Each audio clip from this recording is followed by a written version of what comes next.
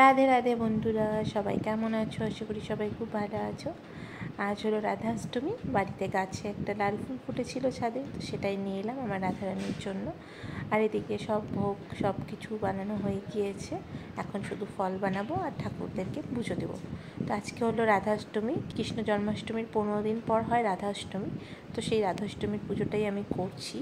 তো তার জন্য সকাল থেকে উঠে সমস্ত কিছু করে ভোগ টোগ বানিয়ে এখন ঠাকুরদের ফল বানিয়ে ঠাকুরদেরকে পুজো দেবো। তো তার আগে এই দেখো, মা অনেক ফুল নিয়ে এসছে আজকে, তো ফুলগুলো দিয়ে সাজিয়ে নিই। ওদিকে দেখো, গোপোষণাকে সকালে একবার পুজো দিয়েছি আমি, তো এখন সব ঠাকুরদেরকে একটু ফুল দিয়ে সাজিয়ে নেব, তারপরে ভোগ দেব।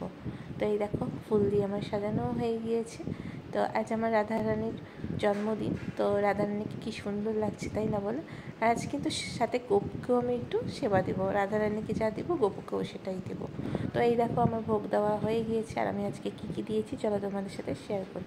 দিয়েছি একটু খিচুড়ি, 5 রকমের ভাজা, সাথে সবজি, 5 রকমের মিষ্টি, চাটনি, এখানে আছে লুচি, মালপোয়া, বড়া, আছে একটু পায়েস, আর এখানে আছে একটু সুজির কেক, সাথে তালের বড়া আর ফল, এই আর সবশেষে একটু পান।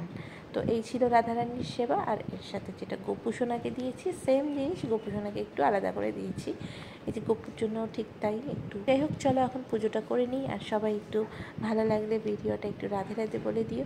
তো চলো ভিডিওটা দেখো, আর সবাই একটু লাইক করে দিও। চলো টাটা, বাই বাই, খুব শীঘ্রই দেখা হবে নিউ একটা ভিডিওতে। Thank you for watching.